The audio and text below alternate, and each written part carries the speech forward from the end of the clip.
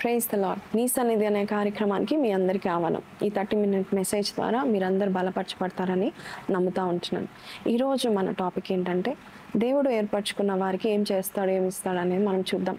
బైబిల్లో మత్తయి సువార్త 22:14లో పిలువబడిన వారు అనేకులు, కానీ ఏర్పరచబడిన వారు కొందరే. కానీ దేవుడు ఏర్పాటు చేసుకున్న వారికి ఏం చేస్తాడు? ఇంకొక మాట మనం చద్దాం. యోహాను సువార్త 15:19లో కూడా లోకంలో నుండి నేను నిన్ను ఏర్పాటు చేసుకుని ఉన్నాను. నిన్ను నన్ను తన ప్రియ బిడ్డలుగా దేవుడు ఏర్పాటు చేసుకొని ఉన్నాడు. తన సొంత ప్రజలుగా, స్వాస్థ్యంగా, సొత్తుగా మనల్ని ఏర్పాటు చేసుకున్నాడు. లోకంలో నుండి మనల్ని రక్షించుకున్నాడు. సో ఏర్పరచబడిన వారికి ఏముంటాయి, దేవుడు ఏం కార్యం చేస్తాడు అనేది మనం ఈరోజు గమనిద్దాం. ద్వితీయోపదేశకాండం 7:6 నీవు నీ దేవుడైన యెహోవాకు ప్రతిష్ఠిత జనము. నీ దేవుడైన యెహోవా భూమి మీదనున్న సమస్త జనముల కంటే నిన్ను ఎక్కువగా ఎంచి నిన్ను తనకు స్వకీయ జనముగా ఏర్పరచుకొనేను. మన దేవుడు మనల్ని ఎక్కువగా ఎంచి మనల్ని ఏర్పాటు చేసుకున్నాడనే వాక్యం చూస్తూ ఉంటున్నాం. ఎఫెసీ 1:4-6 వరకు చూస్తే కూడా తన ప్రియ కుమారుని కొరకు, అలాగే మనల్ని ప్రేమించి ప్రేమతో మనల్ని ఏర్పాటు చేసుకున్నాడనే వాక్యము మనం చూస్తూ ఉంటున్నాము. కొంతమందిని దేవుడు ఎందుకు ఏర్పాటు చేస్తాడు అంటే అందరినీ పిలుచుకుంటాడు, కానీ కొంతమందిని మాత్రం ఏర్పాటు చేసుకుంటారు. ఆ ఏర్పాటు చేసుకున్న వ్యక్తులకు దేవుడు ఏం చేస్తాడు చూద్దామండి. దేవుడు ఒక వ్యక్తిని ఏర్పరచుకుంటే లోకంలో నుండి రక్షించుకోవడం మాత్రమే కాదు, అతన్ని సొత్తుగా చేయడం మాత్రమే కాదు, ఎక్కువగా ఎంచడం మాత్రమే కాదు, వారికి ఏం చేస్తాడు చూద్దాం. మొదటిగా ఫస్ట్ థింగ్ దేవుడు మనకి చేసేది ఏంటి అనేది చూద్దాం. కీర్తనలు 65:4 నీ ఆవరణంలో నివసించినట్లు నీవు ఏర్పరచుకొని చేర్చుకున్నవాడు ధన్యుడు. నీ పరిశుద్ధ ఆలయము చేత, నీ మందిరములోని మేలు చేత మేము తృప్తి పొందేదము.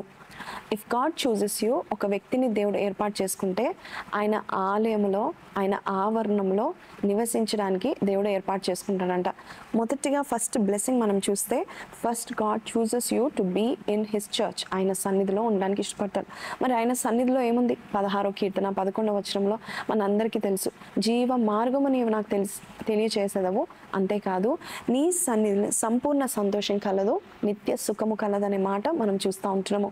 దేవుడు ఒక వ్యక్తిని ఏర్పాటు చేసుకుంటే మొట్టమొదటిగా ఆలయంలో ఆయన ఏర్పాటు చేసుకుని ఆలయంలో చేర్చుకుంటాడంట. So the first blessing is God wants you to be in the church. మనమందరం బైబిల్ పట్టుకొని దేవుని సన్నిధి కొరకు తహతహలాడుతూ ప్రతి సండే దేవుని సన్నిధి కనబడడానికి మనం ప్రయత్నం చేస్తున్నాం కదా, అది మన ప్రయత్నం కాదు. దేవుడు మనల్ని ఏర్పాటు చేసుకున్నాడు ఆయన సన్నిధిలో ఉండడానికి. ఎందుకంటే ఆయన సన్నిధిలో సంపూర్ణ సంతోషము, నిత్య సుఖం ఉంది. అంతేకాదు 18వ కీర్తన 6వ వచనంలో శ్రమలో యెహోవాకు నేను మొరపెట్టి తిని ఆయన తన ఆలయంలో నుండి నా ప్రార్థన ఆలకించి నన్ను విడిపించనని మాట మనం చూస్తూ ఉంటున్నాం. దేవుని యొక్క సన్నిధిలో దేవుడు మనల్ని ఏర్పాటు చేసుకుంటే ఆయన సన్నిధిలో, ఆయన పరిశుద్ధ సన్నిధిలో మనల్ని చేర్చుకుంటాడంట. సంఖ్యాకాండం 16:5 తన వాడు ఎవడో, పరిశుద్ధుడు ఎవడో రేపు యెహోవా తెలియచేసి వానిని తన సన్నిధికి రానిచ్చును. ఆయన తాను ఏర్పరచుకున్న వానిని తన యొద్దకు చేర్చుకున్నాను. ద ఫస్ట్ ఎవర్ బ్లెస్సింగ్, ఏర్పరచబడిన వారిని దేవుడు తన సన్నిధిలో చేర్చుకుంటాడు, తనకి సమీపంగా చేర్చుకుంటాడు. తన వాడు ఎవరో వారిని పరిశుద్ధపరుస్తాడు, వారు పరిశుద్ధుడు ఎవరో వారిని యెహోవా తెలియచేసిన వానికి తన సన్నిధికి రానిస్తాడు. అందుకే దేవుడు అందరినీ కాదు, నిన్ను పిలుచుకున్నాడంటే నువ్వు ఎంత ధన్యుడవు, దేవుని సన్నిధిలో నువ్వు గడుపుతున్నావంటే ఎంత ధన్యుడవండి. అందరినీ పిలుచుకోలేదు. లోకంలో దాదాపు 8 బిలియన్ల మంది ఉన్నారు, కానీ నిజంగా చెప్పాలంటే ప్రతి ఆదివారం తన సన్నిధిలో చేర్చుకునే వారు, మరి దేవుడు ఒకవేళ చేర్చుకుంటే ఎన్ని ఆలయాలు ఉండేదో, ఈ భూమి అంతా కూడా ఆలయంగా మారేదేమో. కానీ దేవుడు కొంతమందిని, అందరినీ పిలిచిన కొంతమందిని ఏర్పాటు చేసుకున్నాడు. వారికి నిత్య సంతోషం ఇస్తాడు, నిత్య సుఖం ఇస్తాడు. అంతేకాదు మేలు చేత తృప్తిపరుస్తాడని 65వ కీర్తన మనం చూస్తూ ఉంటున్నాం. అంతేకాదు ఆయన ఆలయంలో నుండి దేవుడు మన మొరను ఆలకిస్తూ ఉంటున్నాడు. సో గాడ్ ఆన్సర్స్ ఆ ప్రేయర్స్, మేలును అనుగ్రహిస్తాడు. అంతేకాదు తన ఏర్పాటు చేసుకున్న వారికి సంపూర్ణమైన సంతోషము, సుఖము, నిత్యము సుఖము దేవుడిస్తాడు. సో ఎందుకు మనల్ని ఏర్పాటు చేసుకున్నాడంటే ఆయన సన్నిధిలో నిత్యము సుఖించడానికి, ఆయనలో, ఆయన సమీపంగా ఉన్న మనకు ఆయన సన్నిధికి రానిచ్చి మనకి సంతోషం ఇవ్వడానికి. కొన్నిసార్లు మన జీవితంలో అనుకుంటాం పలానా స్థలానికి వెళ్తే నేను సంతోషం ఉంటాను అనుకుంటాను, కానీ అది నిమిషం మాత్రమే ఉండొచ్చు, కొన్ని గంటలు మాత్రమే ఉండొచ్చు. కానీ దేవుని సన్నిధిలో మరి సంతోషము ఎడతెగక ఉంటుంది, నిత్య సుఖములు ఉంటాయి. ఈ కష్టాలు మర్చిపోయే సంతోషం దేవుడు మనకి ఇస్తాడు. నీకు ఎన్ని బాధలున్నా శ్రమలున్నా ఆయన ఆలయంలో ఒకసారి నువ్వు వచ్చి కూర్చుంటే చాలు, నీవు ఏడ్చిన ఆ ఏడుపుకు వెంటనే సమాధానం ఇస్తా.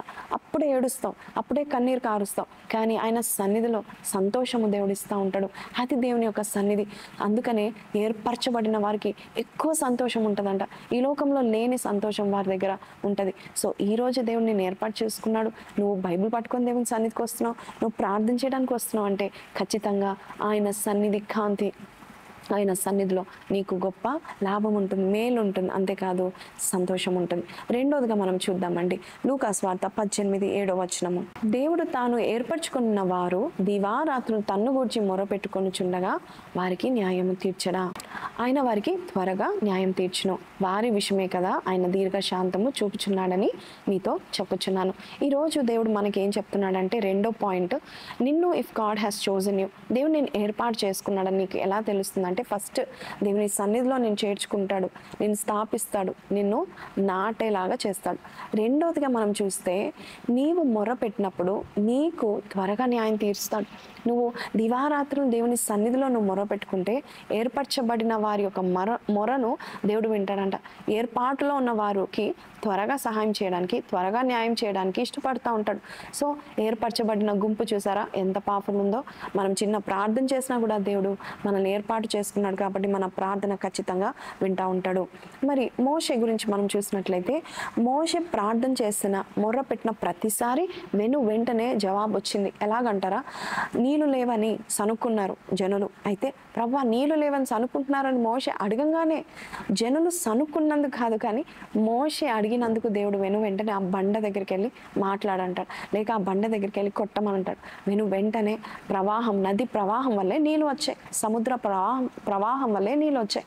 ఈరోజు నీ జీవితంలో కూడా మరి నీవు ఏర్పరచబడిన గుంపులో ఉంటే నీకు కొరత లేకుండా నువ్వు మొర్ర పెడితే చాలు, దేవుడు నీకు కొరత లేకుండా చేస్తాడు.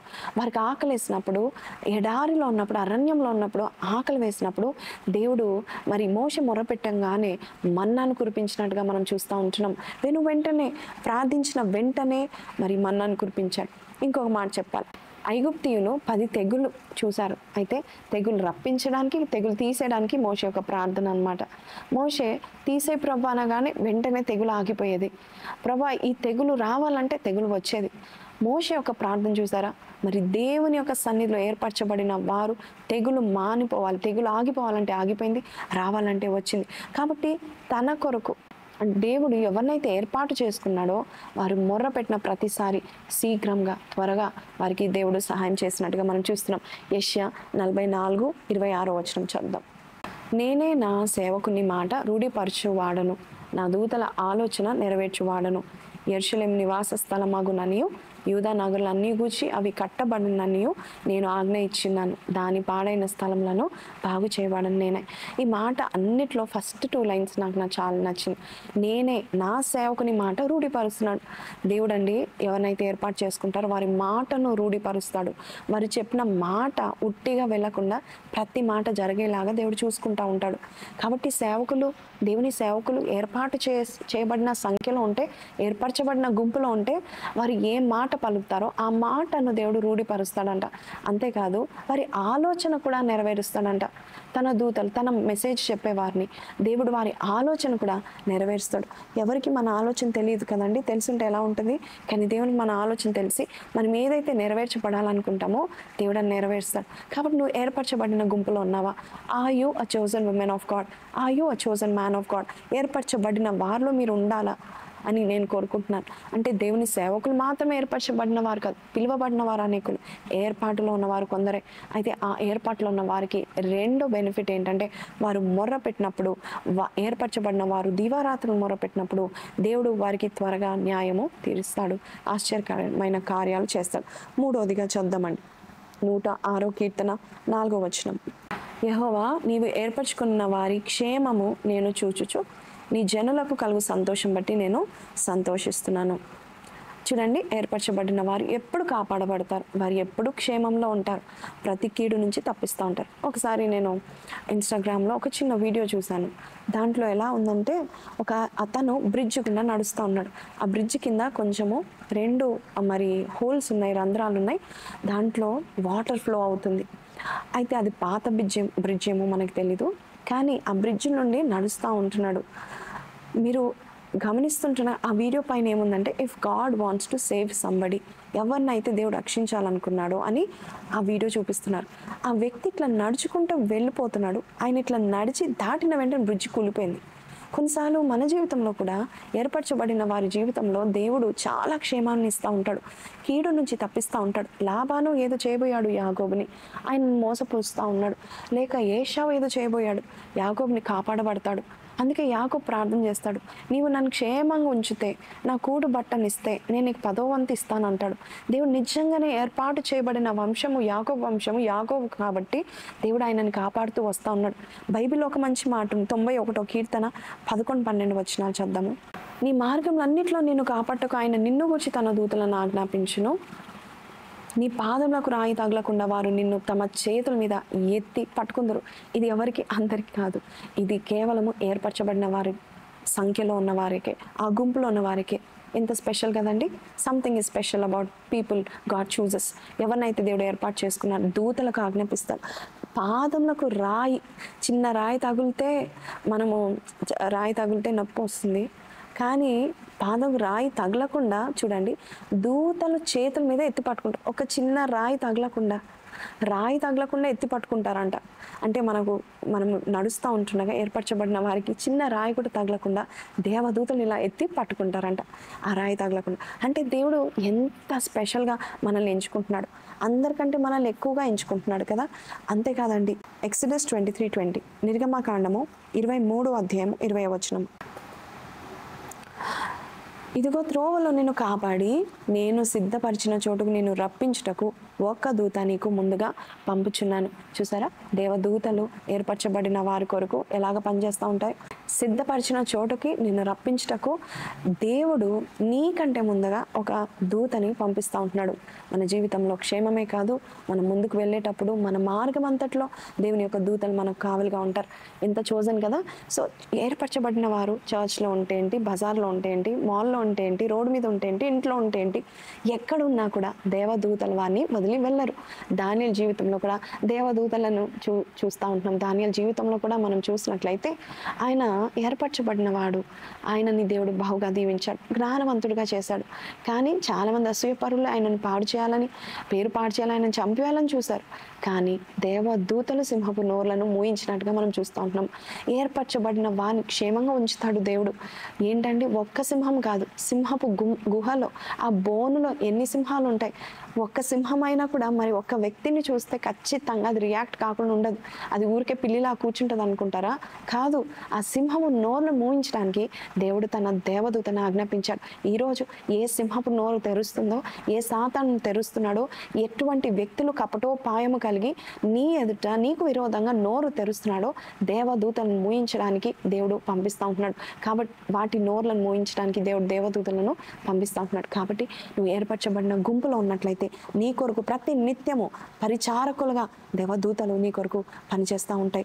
ఏర్పరచబడిన యేసయ్యని కూడా బలపరచడానికి ఉపవాసం తర్వాత దేవదూతలు వచ్చి బలపరిచినట్టుగా చూస్తున్నాం. అంతేకాదు, యేసయ్య ఆఖరి క్షణాల్లో కూడా ఆయన ఎంతో వేదనకు గురయ్యి చెమట రక్తంగా మారినప్పుడు దేవదూతలు వచ్చి బలపరిచినట్టుగా మనం చూస్తూ ఉంటున్నాం. నీ కొరకు కూడా దేవుడు ఆ కార్యం చేస్తాడు. నీవు ఏర్పాట్లో ఉన్నట్లయితే దేవదూతలు నిన్ను గుర్తుపడతాయి, నీ చుట్టూ ఉంటాయి, పాదములకు రాయి తగలకుండా ఎత్తి పట్టుకుంటారు వాటి చేతుల్లో. కాబట్టి ఈరోజు నీవు సంతోషంగా ఉండాలి, ఎందుకంటే నీవు ఏర్పరచబడిన గుంపులో ఉన్నావు కాబట్టి ఈ మెసేజ్ వింటున్నావు. ఈ మెసేజ్ వినేటప్పుడు నాకు ఈ ధన్యత ఉందా అనిపిస్తుంది కదా. ఖచ్చితంగా ఉంది. నిన్ను దేవుడు సొంత కుమారుడుగా, సొంత కుమార్తెగా ఎంచుకున్నాడు, స్వకీయ సంతానంగా ఎంచుకున్నాడు. నీవు నాది అంటున్నాడు, నీవు నా సొత్తు అంటున్నాడు దేవుడు. అందరినీ వదిలేసి నిన్ను విలువైన వారుగా దేవుడు ఎంచుకొని ఏర్పాటు చేసుకున్నాడు. You are chosen, you are special, you are holy. ప్రేమతో నేను ఏర్పాటు చేసుకొని ఉన్నాడు. 4వది మనం చదువుతామండి, యోహాను సువార్త 15:16.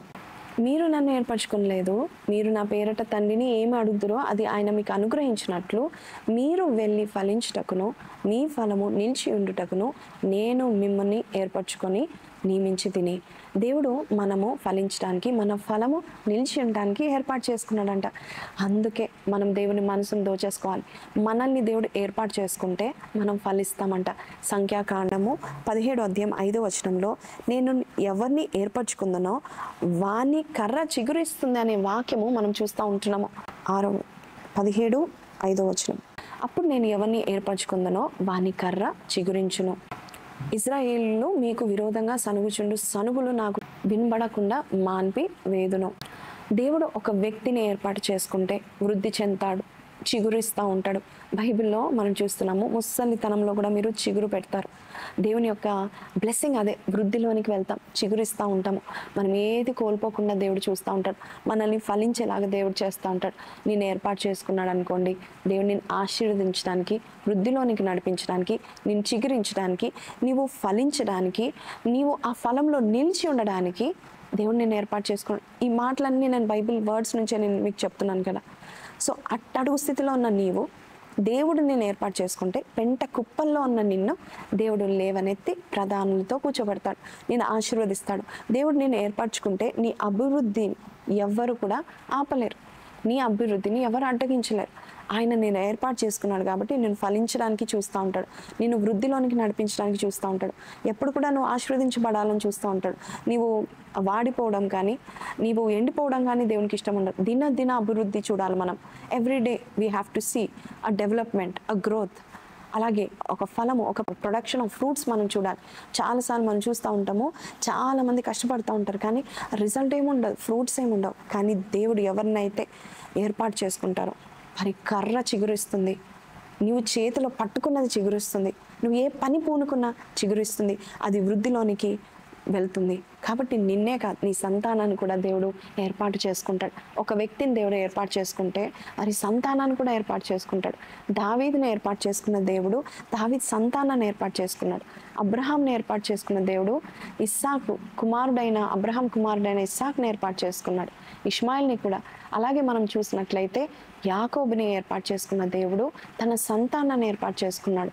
అలాగే మన జీవితంలో కూడా దేవుడు నిన్ను ఏర్పరచుకుంటే నిన్ను ఒక్కడనే కాదు, నీ తర్వాత ఆ యుగం చూడండి. దావీదు గురించి మనం చెప్పాలంటే దావీదు చనిపోయినా కూడా దావీదు యొక్క వంశము ఆ రాజు వంశంలో ఉందంటే దావీదు చనిపోయాడు, దావీదు లేడు. కానీ మన దేవుడు ఎంత నమ్మదగిన వాడంటే ఒక వ్యక్తిని ఏర్పాటు చేసుకుంటే ఆ వ్యక్తి చనిపోయాడో ఉన్నాడో, చనిపోయినాక ఏం తెలుస్తుంది, ఏం తెలియదు. కానీ అయినా కూడా ఆ మాట చొప్పున దేవుడు ఆ సంతానాన్ని ఏర్పాటు చేసుకున్నాడు. అంటే నిన్ను వృద్ధి చెందిస్తాడు, నిన్ను అభివృద్ధిలో నడిపిస్తాడు, నువ్వు ఫలభరితం అయ్యేటట్టుగా దేవుడు చూస్తాడు. నీ అంతటా నీతో మాత్రము ఆ బ్లెస్సింగ్ ఆగిపోదు, ఎవరు అడ్డగించలేకుండా దేవుడు నిన్ను ఏర్పాటు చేసుకుంటా ఉంటాడు. 5వదిగా మనం చూద్దాం. 135 కీర్తన 4వ యెహోవా తన కొరకు యాకోబుని ఏర్పరచుకున్నాను, తనకు స్వకీయ ధనముగా ఇశ్రాయేలును ఏర్పరచుకున్నాను. దేవుడు ఏర్పాటు చేసుకుంటే తనకు సొంతమయ్యేలాగా ఏర్పాటు చేసుకుంటాడు. నా పిల్లలు, నా స్వకీయ ధనము మనల్ని దేవుడు తన సొత్తు, తన ధనము, తన స్వాస్థ్యం అంటారు కదండి, ఇన్హెరిటెన్స్ అంటారు కదా, మనల్ని ఇన్హెరిటెన్స్గా మన స్వాస్థ్యం మనం పోగొట్టుకుంటామా? మనకు పొలమో ఇల్లో ఏదైనా ఉందనుకోండి, మనం ఎలా కాపాడుకుంటాం, మన పేరు మీద ఉండాలనుకుంటాం కదా, అది పోగొట్టుకోవడానికి ఇష్టపడం కదా. అలాగే దేవుడు మనల్ని సొంత వాడిగా చూస్తాడు. చూడండి, తల్లిదండ్రులుగా మీరు కూర్చున్నారు, ఎవరో పిల్లలు వచ్చి మీ ఒడిలో కూర్చోరు కదా, మీ పిల్లలే వచ్చి చక్కగా మీ ఒడిలో కూర్చుంటారు కదా, మీ సొంత వారే వచ్చి కూర్చుంటారు కదా. అలాగే దావీదు కూడా అంటున్నాడు, నా తండ్రి, నా రాజా, నా దేవ, నా ప్రభువ అని చెప్తా ఉంటున్నాడు. మనల్ని ఆయన సొంత వాడుగా దేవుడు ఎన్నుకున్నాడు. మనల్ని ఆయన ఏర్పాటు చేసుకోవడం మాత్రమే కాదు, ఆయన ఒడిలో ఉండేటట్టుగా చేస్తూ ఉంటున్నాడు. అందుకే రోమా పత్రిక 8:28 వద్దాం. దేవుని ప్రేమించే వారికి అనగా ఆయన సంకల్ప చొప్పున పిలువబడిన వారికి మేలు కలుగుటకే సమస్తం సమకూడి జరుగుచున్నవని ఎరుగుదును. మరియు ఎందుకనగా తన కుమారుడు అనేక సహోదరులలో జ్యేష్ఠుడన్నట్లు దేవుడు ఎవరిని ముందుగా ఎరిగినో వారు తన కుమారునితో సారూప్యమును గలవారగుటకు వారిని ముందుగా నిర్ణయించెను. మరియు ఎవరిని ముందుగా నిర్ణయించినో వారిని పిలిచెను, ఎవరిని పిలిచెనో వారిని నీతిమంతులుగా తీర్చెను, ఎవరిని నీతిమంతులుగా తీర్చెనో వారిని మహిమపరచెను. ఇట్లుండగా ఏమందుము, దేవుడు మన పక్షంగా ఉండగా మనకు విరోధి ఎవడు? తన సొంత కుమారుని అనుగ్రహించుటకు వెనుక తీయ మన అందరి కొరకు ఆయనను అప్పగించిన వాడు ఆయనతో పాటు సమస్తమును మనకెందుకు అనుగ్రహింపడు? దేవుని చేత ఏర్పరచబడిన వారి మీద నేరము మోపువాడు ఎవడు? ఈ మాటలు మనం చూస్తున్నాం కదా. దేవుడు మనల్ని ఏర్పాటు చేసుకుంటే సొంత పిల్లలుగా ఏర్పాటు చేసుకున్నాడు కాబట్టి తన సొంత జ్యేష్ఠ కుమారుడైన యేసుప్రభుని మనకి ఇచ్చిన వాడు మనకి అన్నీ ఎందుకు అనుగ్రహించడు? సొంత పిల్లలకి అన్నీ ఇస్తారు కదండి. ఏదైనా దాచిపెట్టుకుంటారా? ప్రతి ఒక్కటి ఇచ్చేస్తారు. లాస్ట్కి వాళ్ళ ఆస్తిపాస్తులు, వాళ్ళ బట్టలు, చీరలు, వారికి ఉన్న పొలాలు, వారికి అన్నీ కూడా పిల్లలకి ఇచ్చేస్తాడు. ఈరోజు మన దేవుడు మనల్ని తన సొంత వారుగా దేవుడు ఏర్పాటు చేసుకున్నాడు, తన సొంత పిల్లలుగా ఏర్పాటు చేసుకుని ఉన్నాడు. అందుకనే అన్నీ ఇచ్చేస్తాడు. యాకోబు కూడా ఎంత ధైర్యంగా పెనుగులాడతాడంటే, నీవు నన్ను దీవించే వరకు నేను విడిచిపెట్టాను అంటాడు. అందుకనే 135 కీర్తన 4వ వచనం మనం చూస్తున్నాము. దేవుడు యాకోబుని స్వకీయ ధనంగా, స్వకీయ సొంత వాడుగా దేవుడు ఏర్పాటు చేసుకొని ఉన్నాడు. దేవుడు స్వకీయ ధనంగా యాకోబుని ఏర్పాటు చేసుకున్నాడు. ఇక 6వ దానికి వచ్చేద్దాము. రోమా 8:33. దేవుని చేత ఏర్పరచబడిన వారి మీద నేరము మోపువాడు ఎవడు? దేవుడు ఎవరినైతే ఏర్పాటు చేసుకుంటారో వారి మీద ఎవ్వరూ నేరం మోపడానికి వీల్లేదు. ఖచ్చితంగా దేవుడు వారి పక్షాన నిలబడతా ఉంటాడు. మరి నీతిమంతులకి తీర్పు తీర్చేవాడు దేవుడు మాత్రమే అండి. చూడండి 8 రోమా పత్రిక 1వ వచనం చూద్దాం. కాబట్టి ఇప్పుడు క్రీస్తు యేసు నందున్న వారికి ఏ శిక్షా విధియో లేదు. దేవుడిని ఏర్పాటు చేసుకుంటే ఆ శిక్ష అంతా ఆయనే వేసుకుంటాడు, ఆయనే చూసుకుంటూ ఉంటాడు. మనం తప్పులు చేస్తే మనం డిసిప్లిన్ చేస్తాడు, కానీ శిక్ష మాత్రం, బాధ, శ్రమ, నష్టం మాత్రము ఆయన వహిస్తాడు. మనం డిసిప్లిన్ చేయడానికి కొన్ని అనుమతిస్తూ ఉంటాడు. అందుకే నీతిమంతుల వెలుగు అంట పట్టపగలాగి ఆగు వరకు తేజో మహిమగా ఉంటుంది. రోజు రోజుకి వెలుగుతూ ఉంటాము. ఎవరు కూడా నేరం మోపడానికి వీలు లేనందుగా దేవుడు చేస్తూ ఉంటాడు. చాలాసార్లు మనము మరి దేవుని ఏర్పరచబడిన వారిని మనం ఏదో మాటలు అనడానికో, వారి మీద ఏదో మనం చెడ్డగా నేరం మోపడానికి మనం ప్రయత్నం చేస్తాం కదా. కానీ దేవుడు తన సేవకుల విషయంలో, తన ప్రజల విషయంలో, ఏర్పరచబడిన వారి విషయంలో దేవుడు సంతాప పడేవాడు, జాలి పడతాడు. ఎవరైనా మన మాట అంటే ఆయన బైబిల్లో ఉంది, తన సేవకుల విషయంలో హీ షోస్ పిటి. కాబట్టి ఆయన సంతాప పడేటట్టుగా ఉంటాడు. నిన్ను దేవుడు ఏర్పాటు చేసుకున్నాడు. నీ విషయంలో కూడా ఎవరైనా పన్నెత్తి ఒక మాట అన్నా, నేను ఏ మాత్రమైనా కించపరిచినా కూడా దేవుడు ఊరుకోడు. ఖచ్చితంగా ఆయన నేరము మోపడానికి వీలు లేనంతగా ఆయన ఒక కవరింగ్ ఇస్తాడు, ఒక షీల్డ్గా దేవుడు ఉంచుతూ ఉంటాడు. నీవు ఏర్పరచబడిన గుంపులోనూ ఉన్నట్లయితే నీ మీద ఎవరు నేరము మోపడానికి వీలు లేదు. ఇక ఆఖరి పాయింట్కి వెళ్ళిపోదామండి. పాయింట్ 1 పేతురు 2:9. అయితే మీరు చీకట్లో ఉండి ఆశ్చర్యకరమైన తన వెలుగులోనికి మిమ్మల్ని పిలిచిన వాని గుణాతిశయములను ప్రచురం చేయ నిమిత్తము ఏర్పరచబడిన వంశమును, రాజులైన యాజక సమూహమును, పరిశుద్ధ జనమును, దేవుని సొత్తైన ప్రజలనై ఉన్నారు అనే మాట మనం చూస్తున్నాం. ఆఖరిగా మనం చూస్తే ఏర్పరచబడిన వంశానికి దేవుడు మనల్ని చీకటి నుండి ఆయన యొక్క వెలుగులోనికి మనం నడిపిస్తున్నాడు. అంతేకాదు పరిశుద్ధంగా మనం చేయబోతున్నాడు, మనం అభిషేకిస్తున్నాడు. అందుకే 1 సమూయేలు 16వ అధ్యాయము 13వ వచనంలో మనం చూస్తున్నాము. ఎప్పుడైతే సమూయేలు దావీదును అభిషేకించాడో యెహోవా ఆత్మ దావీదు మీద బలంగా వచ్చిందనే మాట మనం ఇక్కడ చూస్తున్నాము. కాబట్టి అభిషేకింపబడిన వారికి బలమైన దేవుని యొక్క ఆత్మ, పరిశుద్ధంగా జీవించడానికి, దేవుని యందు భయభక్తులు కలిగి జీవించడానికి, ఒక విజ్డమ్ కలిగి జీవించడానికి దేవుడు ఏర్పరచబడిన వారికి దేవుని ఆత్మనిస్తాడు. అందరికి ఇవ్వడు. యేసయ్య కూడా ఈ యొక్క పునరుద్ధానం తర్వాత ఆరోహణమై వెళ్ళక మునుపు ఒక మాట చెప్తున్నాడు, మీరు వేచి ఉండండి, నేను చెప్పిన ఆ ప్రామిస్, ఆ గిఫ్ట్ని నేను మీకు ఇస్తాను, మీరు వేచి ఉండి ప్రార్థన చేయండి. ఏంటి ఆ గిఫ్ట్ అంటే, it is one of the most best gifts. ఈ లోకము ఇవ్వలేనిది పరిశుద్ధ దేవుని యొక్క ఆత్మ. ఏర్పరచబడిన వారికి మాత్రమే. శిష్యులు ప్రార్థన చేసినప్పుడు అగ్ని నాలుకల వలె దేవుని యొక్క ఆత్మ వారి మీద కుమ్మరించబడినప్పుడు గొప్ప బలము కలిగి గొప్ప కార్యాలు చేశారు, అద్భుతాలు చేశారు. ఏర్పరచబడిన వారికి దేవుడు వారికి ఆత్మను దేవుడు దయచేస్తాడు, పరిశుద్ధ ఆత్మను దేవుడు దయచేస్తూ ఉంటాడు. దావీదు నాట నుండి యెహోవా ఆత్మ దావీదు మీదకి రాగా బలంగా వచ్చింది కాబట్టి దేవుడు ఏం చేశాడంటే దావీదును గొప్ప వ్యక్తిగా చేశాడు. ఈ నెక్స్ట్ చాప్టర్ మనం చూస్తే గొలియాతుని ఒక రాయితో చంపగలిగింది దేవుని యొక్క ఆత్మ ద్వారానే. ఈరోజు నీ కూడా కష్టమైన క్లిష్టమైన పరిస్థితిలో కూడా ఏదైతే నీ వల్ల కాదనుకుంటున్నావో, నీవు ఏర్పరచబడిన వాడిగా నువ్వు ఉన్నట్లయితే, దేవుని బలమైన ఆత్మ నీ మీద వచ్చినట్లయితే ఖచ్చితంగా ఏ పనైనా చక్కగా చేయగలుగుతూ ఉంటావు. సమస్త విధములైన పనులను చేయుటకును జ్ఞాన విద్య వివేకములను సమస్తమైన పనులు నేర్పును వానికి కలుగునట్లు వానిని దేవుని ఆత్మ పూర్ణంగా చేసి ఉన్నాను. ఈరోజు దేవుడు మనకి చెప్తా ఉంటున్నాడు, ఎవరికైతే దేవుని యొక్క ఆత్మ ఉంటుందో, బలమైన ఆత్మ ఉంటుందో, వారు సమస్త విధమైన పనులు, జ్ఞాన విద్య వివేకములు, సమస్త పనులు నేర్పును దేవుడు దయచేస్తాడంట. సో దేవుడు ఎవరినైతే ఏర్పాటు చేసుకుంటారో ఆత్మ పూర్ణులుగా దేవుడు చేస్తాడు. ఆ ఆత్మతో గొప్ప కార్యాలు చేయగలుగుతాడు. మన జీవితంలో దేవుడు ఏర్పాటు చేసుకొని చక్కని గిఫ్ట్ దేవుడు మనకు ఇస్తున్నాడు. ఎవరైనా చెప్తారు నా ఆత్మ నీకు ఇచ్చేస్తానని చెప్తారు, కానీ మన దేవుడు ఇస్తున్నాడు. ఆయనలో ఉన్న బలం, ఆయనలో ఉన్న శక్తి, సామర్థ్యం మనలో వచ్చేలాగా దేవుడు చూస్తూ ఉంటున్నాడు. ఇది కేవలం అందరికీ కాదు, ఏర్పరచబడిన వ్యక్తికి మాత్రమే. ఈరోజు 7 పాయింట్స్ మనం విన్నాం కదా, ఇది మనం జ్ఞాపకం చేసుకుందాం. ప్రభా, నన్ను ఏర్పరచుకున్నావు కదా, ఏర్పరచబడిన వంశంగానే నన్ను చేయండి, నీ నుండి నన్ను తొలగిపోనీయకుండా నన్ను కాపాడండి నాయన. పిలిచావు, అనేకులను పిలిచావు, కానీ నన్ను ఏర్పాటు చేసుకున్నావు కాబట్టి ఈ మాటలు నేను వింటున్నాను. ఇవన్నీ నాకు దయచేయి. నన్ను ప్రార్థన చేస్తే ఖచ్చితంగా God is going to use you more mightily. చిన్న ప్రార్థన చేస్తాను, కళ్ళు మూసుకుందాం. పరిశుద్ధుడా, మహోన్నతుడు తండ్రి, ఈ 7 పాయింట్స్ ద్వారా నాయన ప్రభా, మేమందరం కూడా నాయన ప్రభా ఎన్నో విషయాలు నేర్చుకున్నాం. నీవు మమ్మల్ని ఏర్పాటు చేసుకోవడానికి మేము ఏ పాటి వారం నాయన, మేము నిన్ను ఏర్పాటు చేసుకోలేదు, అయినను నీవు మమ్మల్ని ఏర్పాటు చేసుకున్నావు నాయన.